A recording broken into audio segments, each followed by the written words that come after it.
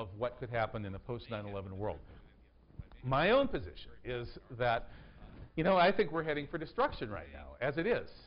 If we stay on this track of more and more war, especially civilizational war, trying to take on all of the world's Muslims, it's a non-starter. We don't have a future if we keep doing this. We doubled the military budget after 9/11. If we keep on raising military spending, as Obama has actually, he's at the highest level now since World War II. He's in real and adjusted terms, he's outspending Bush. He's outspending the most intense Cold Warriors. He's the biggest military spender of the post-World War II era. So things are not really turning around. And I think it's worth the risk of destabilizing the whole system by having ordinary people rise up and stand up for the truth about this. I think that the result of that, though it could go in all sorts of different directions, is likely to be a turn away from the very things that this act was meant to incite: war, increased military spending, empire. And perhaps we would then regain our financial sanity. The American empire would become much less aggressive and perhaps even dwindle away. And I think this would really be a good thing. I think the world could become stable in a multipolar world setup where the U.S. gives up its imperial ambitions, and it may not be so good for the Tibetans, and they're winners and losers anywhere. But overall, this rush to civilizational war on an ever-accelerating scale is a no-future scenario.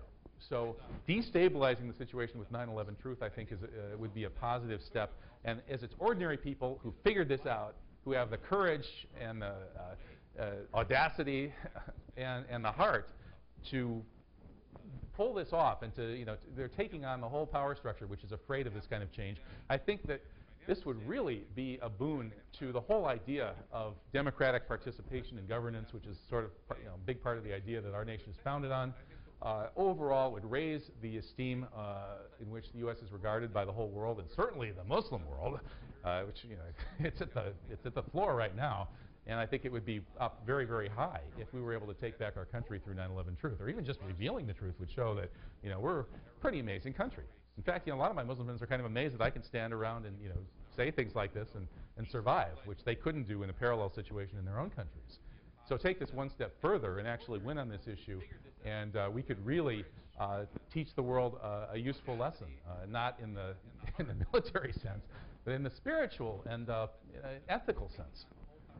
So how are we going to do this? Well, we need to reach the right audience in the right way, and I try to reach all kinds of audiences in all kinds of different ways. This particular book is aimed at Obama voters, people who wanted peace, voted for Obama because he was going to end the war.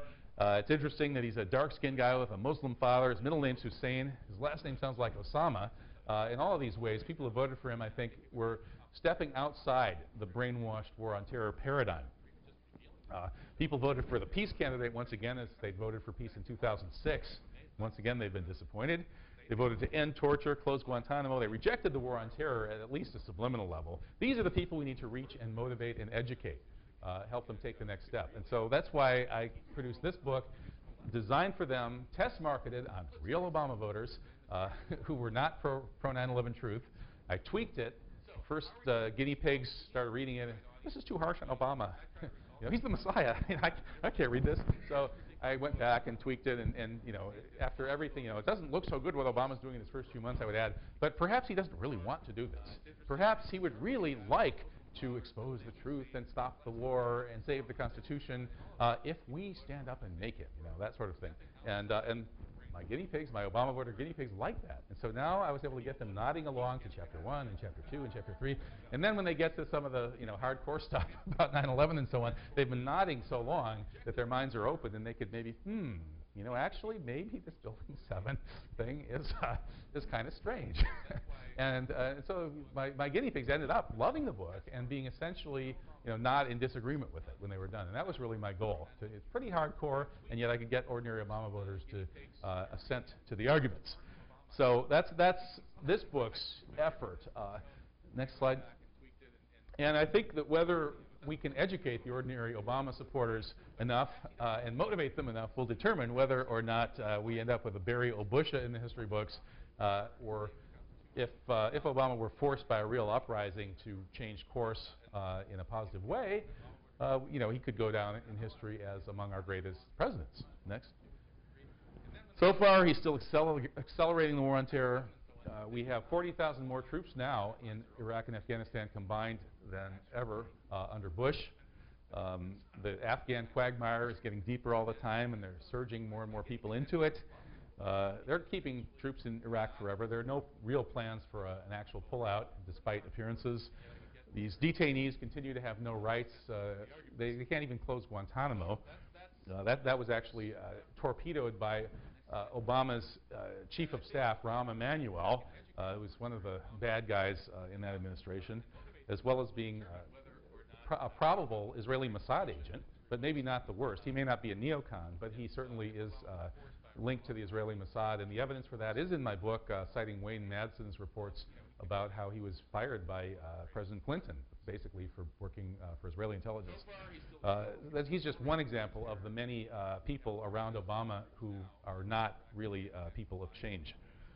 Finally, Obama's still claiming these dictatorial powers that Bush and Cheney ushered in with 9/11, possibly as the result of a decades-long plan that they started working on back when they were working for President Ford. Next slide. And finally, could we get this whole thing, open up the whole can of worms through the torture scandal? This torture is so horrendous and so hideous. If you get into the details of it, I think I'll avoid disgusting you too much by going there right now. But if ordinary, nice, Obama-voting Americans can insist that the torturers and those responsible for all of this torture post 9/11 are prosecuted for war crimes, that could open up the whole can of worms and bring down this whole tower of lies. Next slide. And one area that I've worked on is the attempt to talk about this from an interfaith perspective and from a Muslim perspective. I started out with the Muslim-Jewish-Christian Alliance for 9/11 Truth, and I'm currently trying to help mobilize the world's Muslims to support the 9/11 Truth movement. You would think that would be a no-brainer. But unfortunately, rather than a bunch of wild-eyed, crazed, violent radicals who have no fear of death, most of the world's Muslims are just as timid and brainwashed, and maybe not quite just as bad, but pretty close to just as bad. Polls show that they all pretty much know this stuff, but they're not doing anything about it for the most part. So I'm trying to change that, and I have also been trying to reach out through interfaith dialogue, but honest interfaith dialogue on equal terms. Like, we have the way Muslims really feel about all these things and related issues have to be put on the table, including the issues of Israel and Zionism, which are totally taboo to talk about here. They can't be taboo, because if you want to have interfaith dialogue, you've got to hear what the Muslims really think. So we have to be absolutely ruthlessly honest in our dialogue, and yet we should have good hearts and try to accept the other as they are, assuming that they have good intentions, which I think people on all these sides do. So if we can head off this civilizational war, this religious war, this new crusade that they've foisted on us, I really think it will be improving our chances of having a sustainable planet to hand down to our grandchildren. Next slide. So the best way to wage peace, I think, is to wage truth. The simple truth about these events is so powerful politically. It's such a great Archimedes lever that simply going out and saying no war, we don't like killing is really pretty weak compared to talking about this stuff. Next slide. And eventually we're all on the same planet, and it's probably getting pretty close to its carrying capacity. So if we're all going to survive in this limited ecosystem that we inhabit, we're really going to have to change course. And once again, I really think that talking about the truth of these events could produce enough of a shock effect if it really gets big enough, and I think it will. We're moving in the right direction. So we really can change course and get back on course to a at least marginally sustainable future. Thank you.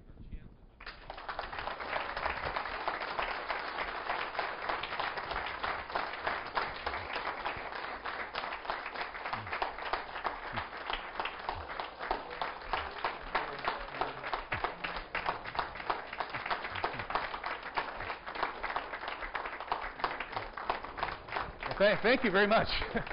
But the best part, we're saving the best part for last, which is the Q&A. I sometimes like to just do nothing but Q&A.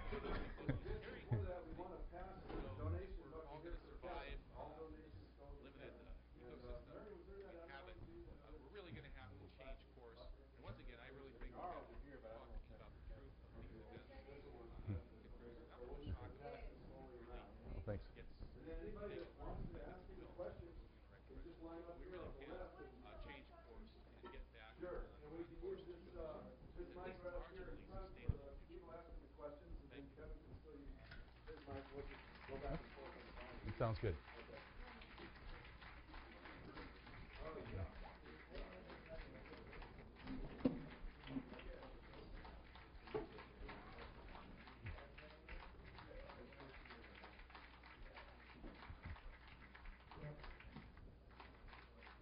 Thank you very much.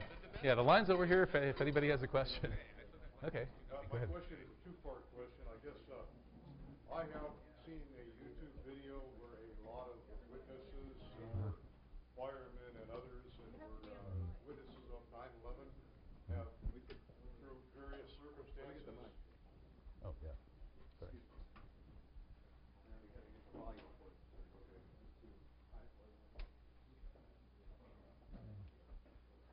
Sound good now?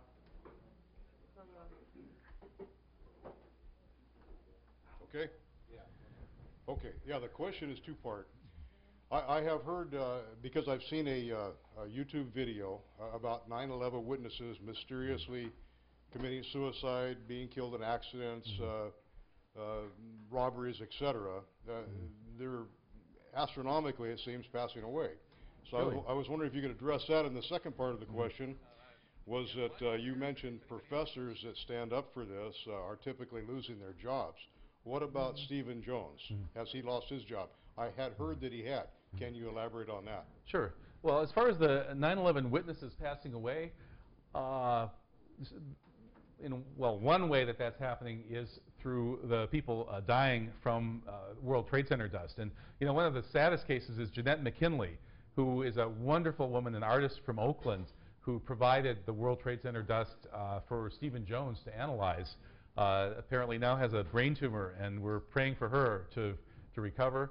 And presumably that was from the dust that is causing the similar kinds of problems for so many other people. A lot of first responders are dying of a whole lot of health issues caused by inhaling this incredibly toxic dust full of what was in computers in those buildings, and the nanothermate, of course, and who knows what else. So in that sense, those witnesses are dying. As far as people being killed, there are a few celebrated cases. One is Barry Jennings. Barry Jennings was an eyewitness to pre-demolition explosions in World Trade Center Building 7. These happened at approximately 9:15 before either of the towers had been demolished. Jennings was the security chief for a close associate of Rudy Giuliani, and they were heading for the 23rd floor in Building 7, which was the security, the disaster maintenance floor or whatever. They got up there and they found that it had been deserted. There were still steaming cups of coffee and hot, half-eaten sandwiches. So they started, he and Michael Hess, the Giuliani associate, headed down the stairs, and suddenly a huge explosion largely destroyed a lot of the interior of Building 7, including the stairwell beneath them. And they had to clamber back up to the floor they'd been on. The lights were all out. They managed to find their way down and were rescued by fire department personnel who hacked in there later. And Barry Jennings described not only this massive explosion in Building 7 at about 9:15 in the morning, but also he talked about stepping over bodies in the lobby as he left, and he said that the lobby looked like King Kong had stepped on it. So some sort of massive destruction from a bomb was wreaked on Building 7 at 9:15 before either of the towers had come down. Well, Barry went public with that. He did interviews with Jason Burmis and Corey Rowe and Dylan Avery and stuff of Loose Change, and then just before the Building 7 report was released in September or August of 2008, and the BBC did an anti-truth hit piece on the Building 7 issue, and at that, they interviewed him and deceptively edited the interview to try to discredit him, quite unsuccessfully, I think. And the next thing you know, he's dead. Barry Jennings turns up dead. What happened to him? We don't know. Nobody will talk about it. The Loose Change guys paid a lot of money to a private investigator to try to find out, and the investigator made some inquiries and then returned and said, "Here's your money back. I can't look into this. Report this to the